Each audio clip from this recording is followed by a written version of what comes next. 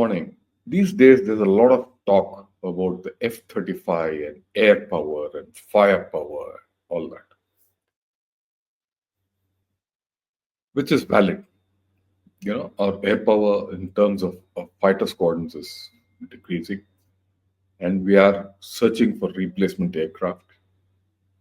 Our indigenous production has not caught up, and we lack some technologies. So it's only logical that we speak of the F-35 and other aircraft in great detail. Simultaneously, a lot of people have been asking me questions. Uh, what about alternatives to air power, missile power, drones, artillery? After all these are firepower platforms. How do you go about it? So I had done an analysis of these issues, which I had put out earlier, and I'm now putting it out again, just to give you a reference and a better understanding of the whole situation. Before you make up your mind whether we need the F-35, the Su-15, or go for a Rafale or the AMCA, and how to go about the whole affair. Thanks. I hope you enjoy the video. Many times when we discuss about firepower, drones, missiles, rockets, guns, everyone comes. So, what's the difference between this and that? Is a drone better or a missile better? I think it's more, prudent to buy drones than buy fighter aircraft. Even Elon Musk has gone on record to say, when you can have drones, why do you need F-35s? It's a debate. It's a conscientious, debate. And most of us get carried away by the idea of the day. Right? Someone writes something and we get carried away. That's fine. That's natural for anyone who doesn't understand firepower or who's not been in war or who's not been in planning in war or operations. It all seems nothing. But actually, when you are into the thick of things, there's a lot of diligence required. A lot of factors are taken into account. Your production capability, your cost, your reliability of that system, X, Y, Z, and so many of them. And then you come to a force mix, and that force mix is based on your terrain. I mean, it's a packet. It's a packet which if I explain to you also, you won't understand it. But then what we can understand is what I'm trying to make you. I'll explain to you today in simplest terms.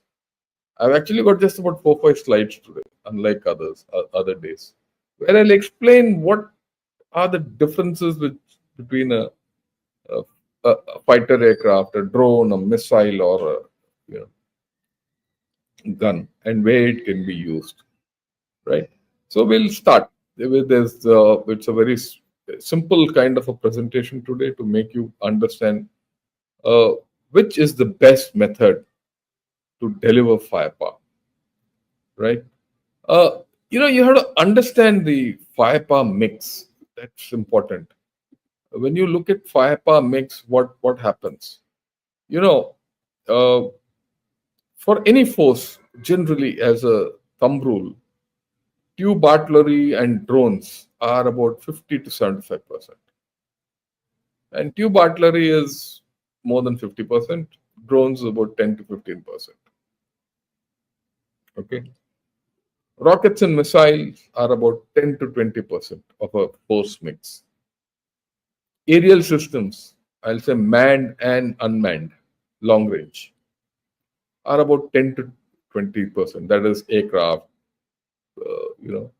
armed drones. And these drones are fundamentally fixed wing drones.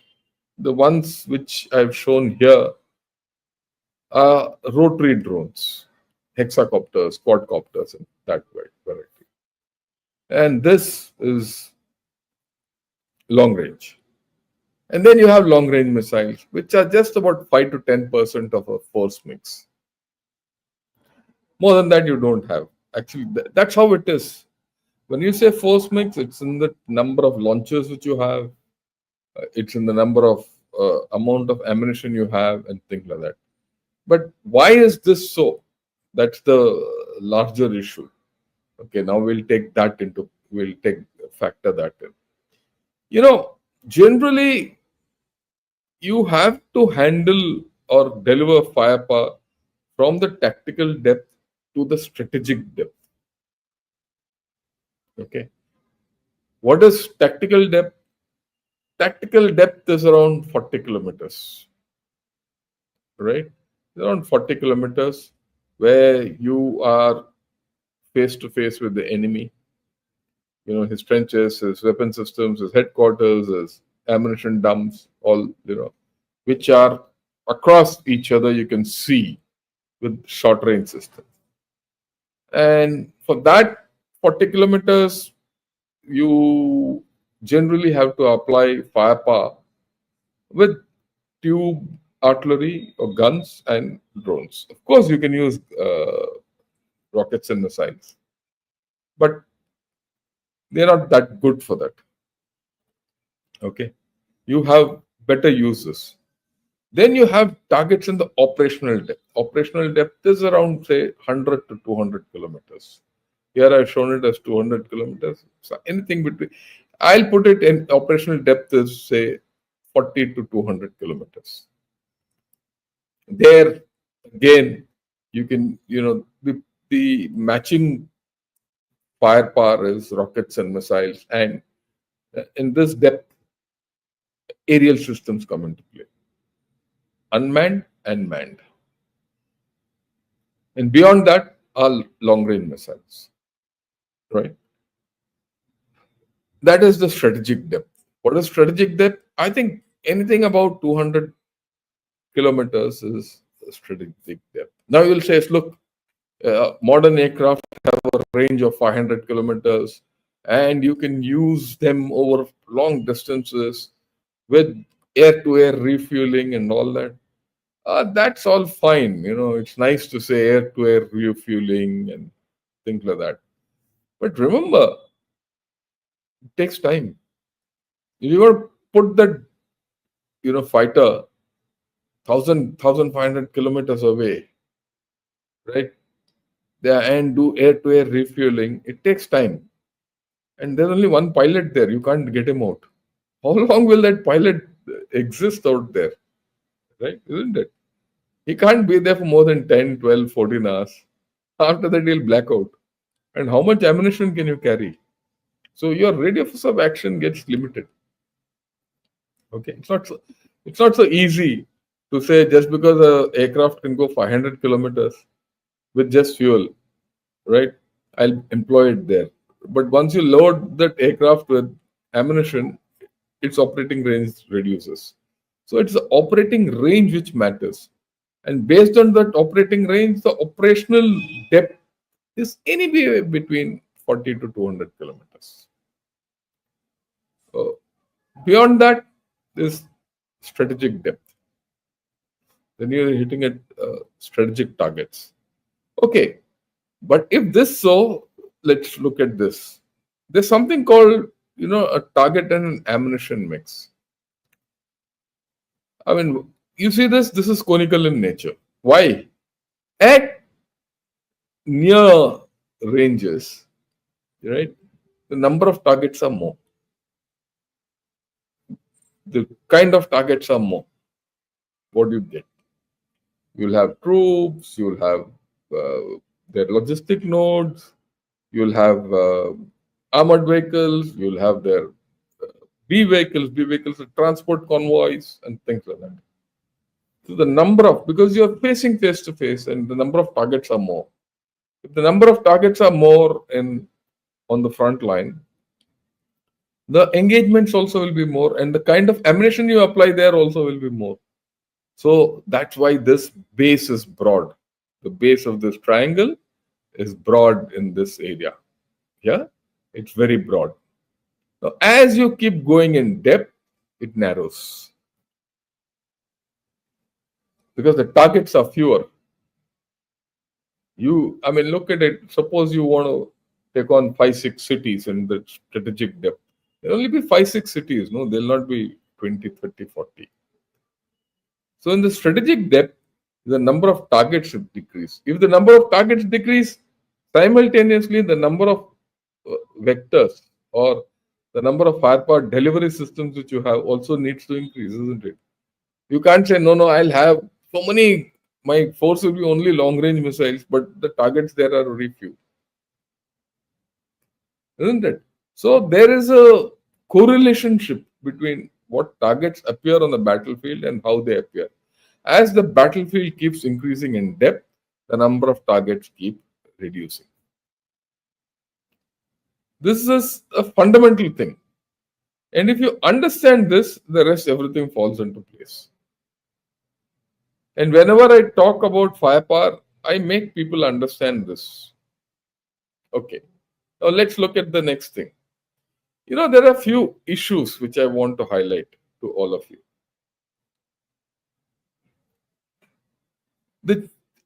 Everyone today talks of precision and cheap stuff and all that. The cheap and precise, systems don't make tanks, artillery, and other elements obsolete. You can't say that, just because I have drones, they're very cheap, right? And they're very precise. I don't need tanks. I don't need artillery. I don't need rocket, self-propelled, your cargo stuff kind, handheld anti-tank weapons or handheld air defense systems. No, they're not obsolete. They'll never become obsolete. These are axioms, right? I'm not talking of my opinion. This is a generalistic opinion which people will follow. This is axiomatic. It's an axiom. Now, all future battlefields, ever since I've remembered, people say it's characterized by a mix of high-end systems, which are smaller in number, and traditional systems in greater number. That's always the case. You can't have all high-end, systems. Even China, I keep putting out, I have this, I have that, all that. Their high-end systems are just a handful. Their normal, traditional, run-of-the-mill systems are more. They don't tell it, and we don't believe it. That's part of the information warfare. Okay. Small numbers of high-end weapons don't deliver victory. There's another good old saying in artillery. Small number of big shells have lesser effect compared to more number of small shells. Same thing here. If you have some high-end 3-4 systems, they don't deliver victory to you. Okay? So it's not a standalone thing with just one weapon system. No weapon system guarantees victory in battle. Okay? Now, if you have a large number of cheaper weapon systems, right, and run-of-the-mill weapon systems, they force multiply these high-end systems. So the effect of the high-end systems increases manifold if you have a large number of traditional systems. They are the platform in which you can ride the high-end systems. Okay. Then countries stand a better chance of enduring a protracted war with deep reserves of cheaper weapon systems. Cheaper weapon systems, right, are those which are run-of-the-mill. So if you have more of them, and because you're going to use more of them, your battlefield stamina increases. Whereas if you have a few high-end systems which are costly, you can't simply afford them. So there has to be a balance, right? And cheaper systems, you have more stocks vis-a-vis high-end systems, which are more expensive. Common sense, fundamental common sense. Okay, so this is how these things work. Now let's compare, quality to quality and all that. So this is the table, right? Now let's say the basic requirement of any delivery system is range. You have to reach out to the enemy or reach into his depth.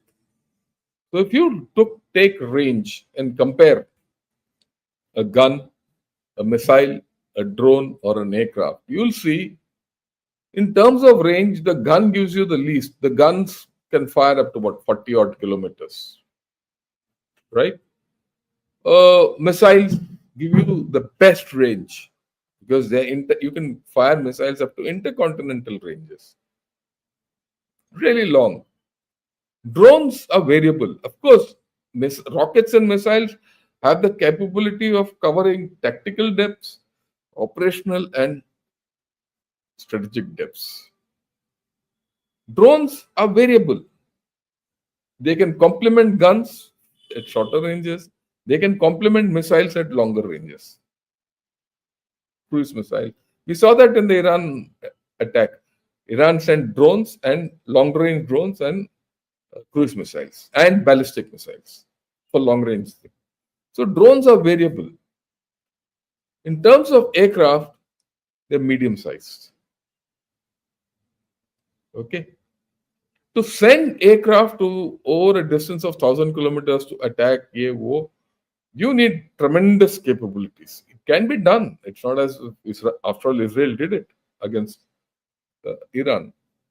In the Gulf War, US did it against Iraq over and over again.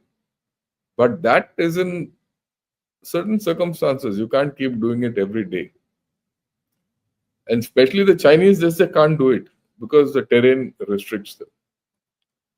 So the first requirement of firepower is range, the ability to reach far into it. Or the ability to reach, I would say the requirement of range is the ability to reach enemy's target or enemy assets the way you want it to reach completely. The second thing is, okay, you have reached him, you have to be lethal. You have to be able to destroy him. And for that, lethality is a combination of a good warhead, your ability to get hold of the target and analyze it, get its coordinates, and acquire the target in the same reference frame as which you are firing. Then you need precision. How you get that precision is different, but you need precision. And it depends on the target posture itself. No, lethality for a ammunition dump is different because ammunition dump will be completely buried, concrete around and all. You need different types of warheads. Against trenches, you need different types of warheads. Against soft B vehicles or rather normal trucks and cars and bikes, you need different type of ammunition. And if it is things like ammunition, petrol dumps and all that, you need different types of ammunition. So the target posture or the target is different. Now, when you look at lethality, guns give you the max possible lethality under certain circumstances because you can sustain the fire. But under certain circumstances, they give you the least. It's flipped both ways because lethality is to a large extent dependent on the target. In the case of a missile, it is variable. Okay, it's variable. In the case of drones, lethality is very high because you can precisely hit that chap. That precision gives you the advantage. Again, aircraft is variable. So now you see, for a particular target, under certain circumstances, just these two factors of range and lethality indicate to you, oh, for a particular target, the best is drones. For a particular target, the best is missiles. For another target, you might like aircraft. But these are not the only things which decide the whole story. Then you have something called the dead zone. What is the dead zone? When you fire a rocket or a missile or something, there is a range below which you can't fire. That is dead. You can't fire at all. In that, you need to have a different kind of a weapon to cover that. So guns don't have dead zones, hardly 1 kilometer or 2 kilometers max. That is irrelevant. But that is made up by direct firing. So there's no dead zone. Missiles have dead zones, especially the long range missiles. Drones again don't have dead zones. For aircraft, it doesn't matter. Aircraft can go anywhere it wants. So the requirement of this covering the dead zone means, for covering the battlefield from your front line to the depth, you need different weapon systems. Because there are some places your weapon system won't reach. So some other weapon system has to be brought in. Right? Then let's look at reaction time or response time. Guns are the least. You give a target, within 2 minutes, the artillery shell will fall on the target. Guaranteed. That's the speed. Okay. Missiles have a little lesser reaction time, response time. Because you need to get the missile, get it ready, initialize it, and fire. So if you think you can engage a missile at the drop of a hat, no, you have to plan. Normally, missile firing is very, very, very pre-planned. Rocket firing is instantaneous. Rockets are like guns, quick reaction. Drones have less reaction time. But then, if you want to engage with a drone, the time required for the drone to go from your own location to the target has to be taken into account. That's why I said it is less, it's there, but the reaction time is not fast. In terms of aircraft, the reaction time response time is more. Because aircraft, you have to plan and send. You can't say there's an enemy there, go get the aircraft here, let's fire on it. It doesn't happen. You have to plan. Air power, especially aircraft, fighter aircraft or bombers or whatever that variety, you plan. They're all pre-planned. Very few are impromptu. Okay. What about recovery? When you launch the thing, would you like to recover it back or not for a reuse? In the case of guns, there's no recovery required at all. In the case of a missile, there's no recovery again. You can't recover it. But drones, you can recover back because you'll fly them back. And aircraft, you'll fly them back. So you can reuse them. The advantage of recovery is it's reusable. In the case of a missile, it's one-time use. And then these have to be vulnerable to the enemy air defense or not.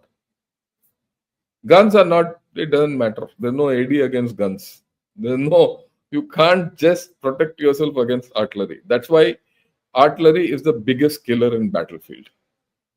And artillery is the biggest killer in battlefield, not from now, from ever, since it was discovered. Okay.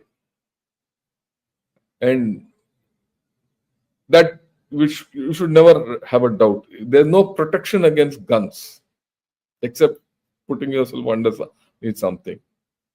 In the case of a missile, the vulnerability is less because certain missiles you'll be able to protect yourself, but certain missiles you can't protect yourself, especially those which are fired in salvos, like Grads or the Pinakas. You can't protect yourself against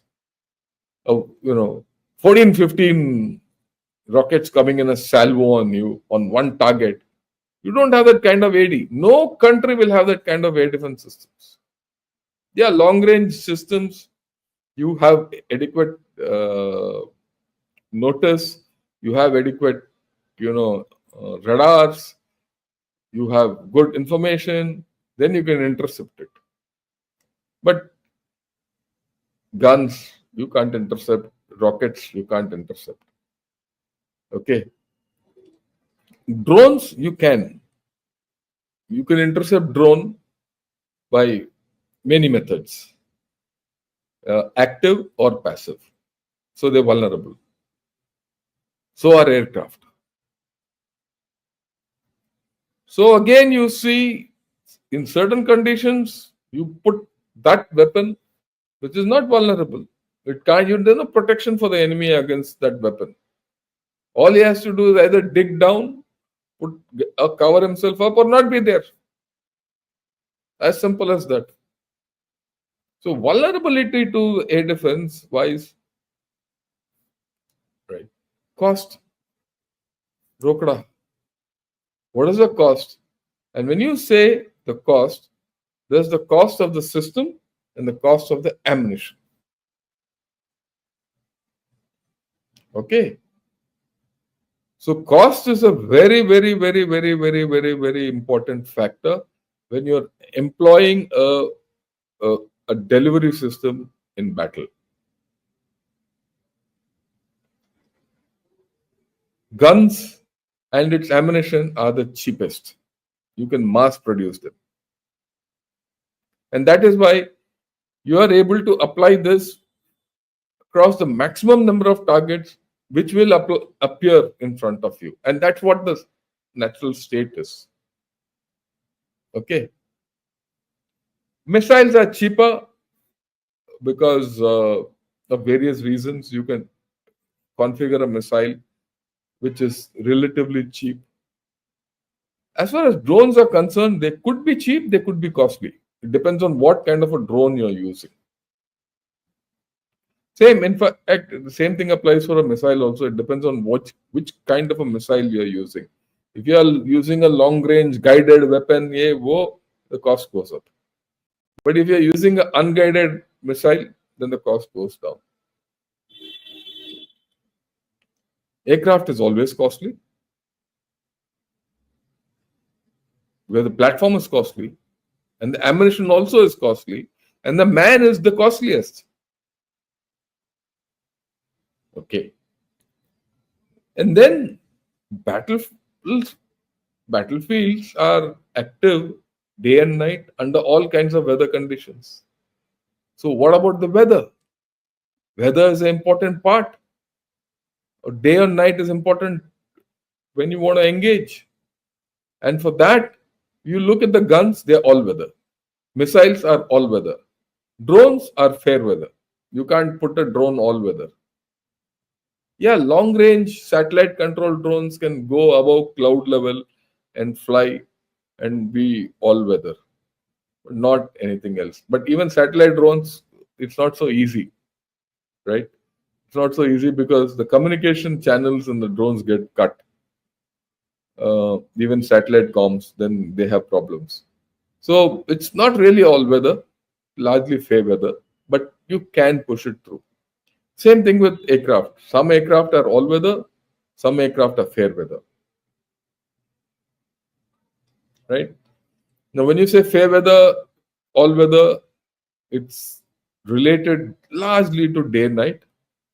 All weather, when you say, it also includes the ambient weather conditions. Okay. Now, the others, in terms of target acquisition and weapon delivery,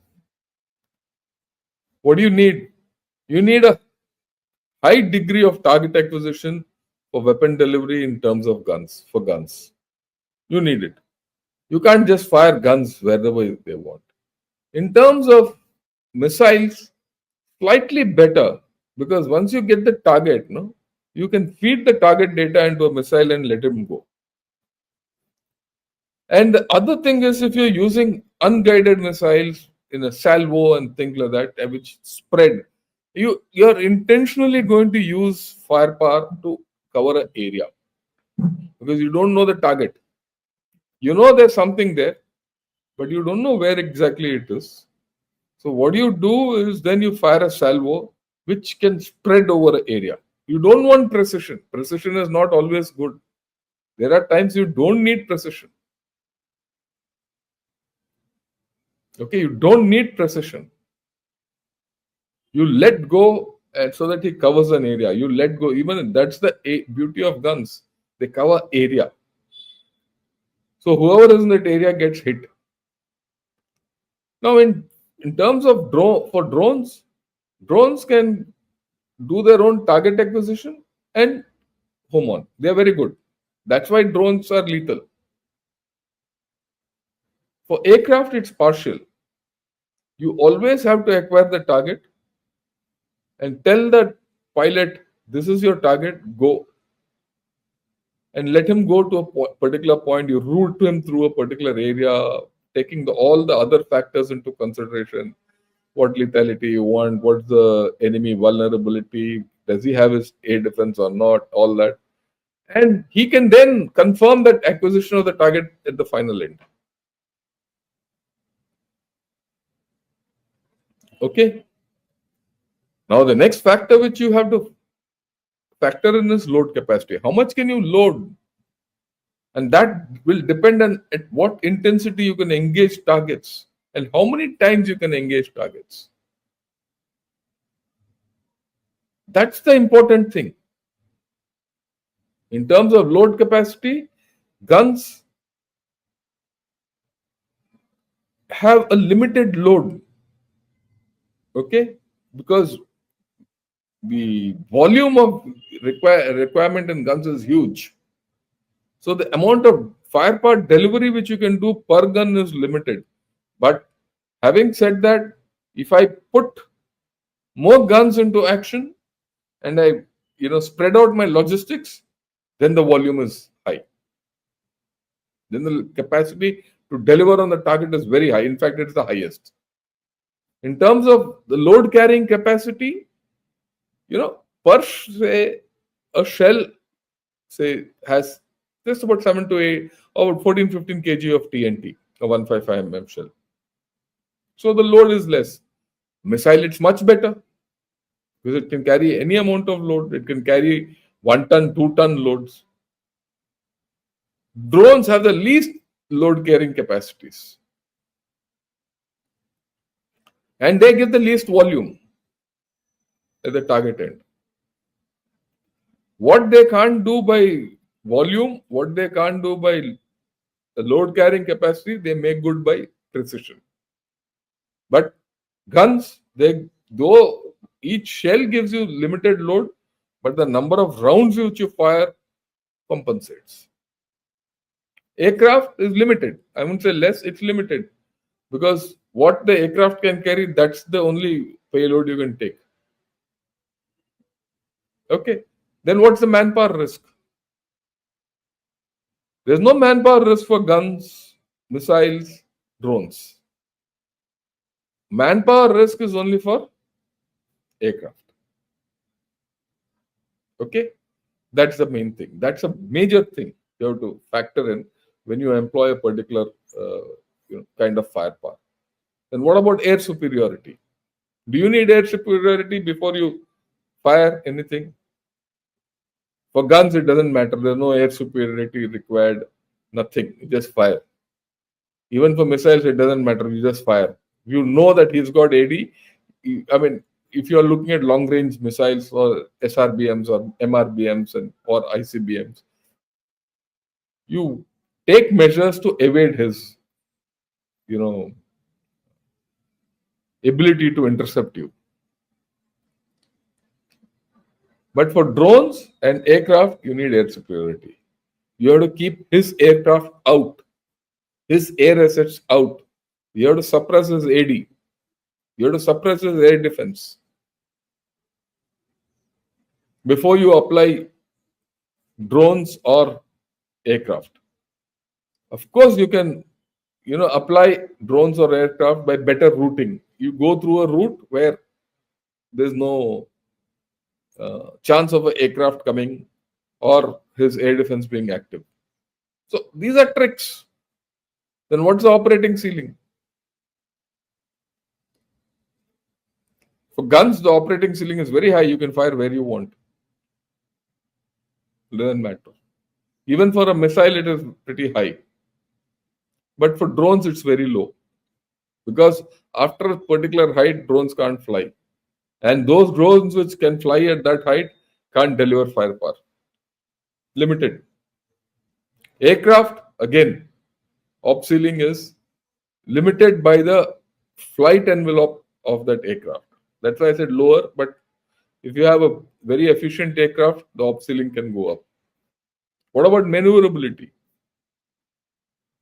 Guns give you the least maneuverability when you hit a target. Once you fired, that's it, fire and forget. Missiles are 50-50. When I say 50-50, certain missiles like cruise missiles, you can maneuver, but normal ballistic missiles, you can't maneuver. Or rockets, you can't maneuver. In drones, maneuverability is very high. We all know that you can take a drone wherever you want. In aircraft, the maneuverability is very high, but it's a complex maneuverability. It's not easy. It's not simple that you can maneuver that chap where he wants to go, or rather where you want him to go. Then what about logistics? Logistics for a gun, though I have written complex out here, they could be simple, but they're heavy. They could be complex, they could be simple, but in all cases, you need a sustained logistics effort to take care of guns. For missiles, the logistics is very complex. Believe you me. The logistics is complex in peacetime, the logistics is complex in wartime. Right? Drones, it is simple. Drones fly under all conditions. Or rather, the logistics of a drone are generally simple. That is for a quadcopter or a hexacopter. But when you look at fixed wing drones, it's difficult. It's not simple. Believe you me, I've operated them and they're not simple. They're very complex.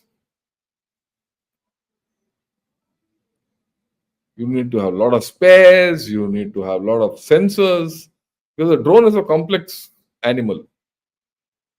And the thing is that fellow is flying somewhere where you without anyone. It's complex. Right? Aircraft is complex. Logistics. Infrastructure wise, guns have very simple infrastructure. Missile infrastructure is very complex. Drones is simple, relatively simple, like I said, but when you look at fixed wing drones, long range drones, it becomes complex. Aircraft infrastructure is complex. You need an air base, everything. Right? So I've put about 14, 15 factors which, have to be taken into account when you are using a particular weapon system. You'll see, I'm sure by the end of what I've told you, no weapon system is better than the other. Every weapon system is good at a particular point of time. Every weapon system is damn good for a particular eventuality. After that, it is no use. Every weapon system complements the other. So, to go only on fighters or go only on drones or only on missiles or only on guns is foolish. They complement each other. They make good each other's thing. Just think of, I keep getting back, Iran. Iran doesn't have an air force of note. So what has it done? It has complemented by missiles. Iran does not perceive any attack on its borders from Pakistan or from Iraq, or from the north, Afghanistan, or from sea. So it doesn't need guns too many also. And in any case, we don't know how many guns Iran has. So what has it done? It has maximized on missiles and drones. See the force structure?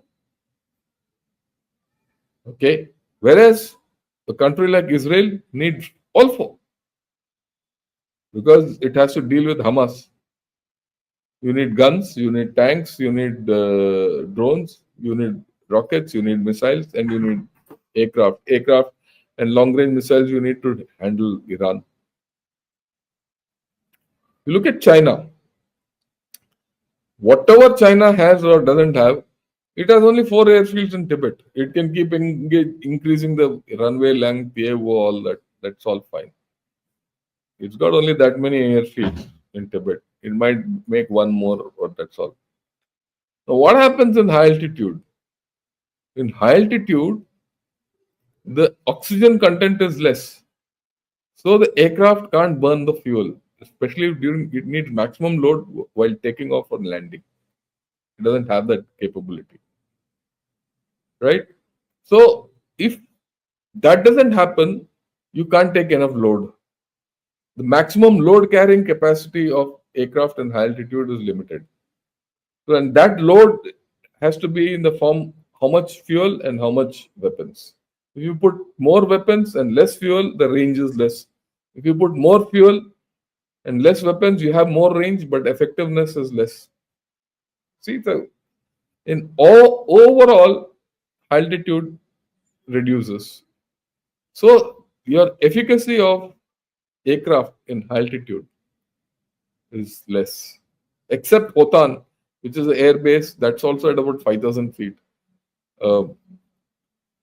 Tibet's air bases are at altitude, whereas we are all at low altitude. So you can have more aircraft. That is why China gets more missiles. It's not that he's got long range and he can do what he wants.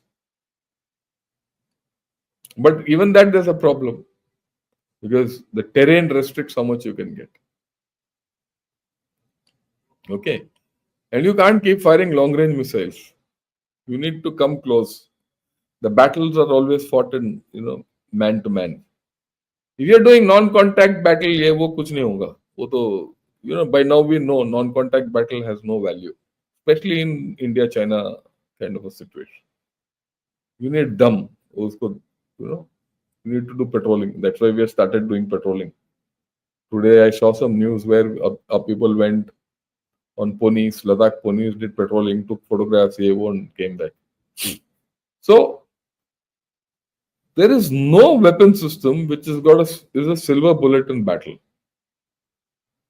So you need to have a balance, and that balance comes from what I showed you as earlier. Each range, for each kind of environment, you need to have a particular weapon system suitable for that particular targets which appear in that area. And this is almost certainty. You can substitute. If you don't have guns, you can use rockets. Or if you don't have rockets, you can use guns, incidentally. You can position guns in such a manner that you get additional range. You can use that. Okay. You don't have drones, fine. To some extent, you can use rockets and missiles. You don't have aircraft, you can use this thing. So you can do a bit of a chip chop here, but largely you need all four. And you need all four in a proper balance. You don't have that balance, and that balance comes from your operational requirement, your own terrain conditions, and things like that. Right? So fine. There's a very simple presentation based on common logic and nothing very great. But this question keeps coming up again and again. So I thought I'll address it today. Right? With this, I'll take on questions. And before I take on questions, if you like this video, please press that like button. And also, those of you who are seeing it for the first time, do subscribe to this channel because it's value for money. Uh, I'm very happy. Yesterday, good journalist of some repute, he said, "Sir, these days I hear people talk of Gunner Shot and they send links of your videos." And then someone asked him, "Do you know this channel run by General Shankar and all that?" So I had to give him a laugh. I mean, that's what he told me. I had to, oh, don't I know General Shankar? So to that extent, it was improving. All of you join in together and we'll do things better, right? That's the whole idea. And all this is part of democratization of security. All of you should understand what security of the nation is all about and what the geopolitics of India are all about.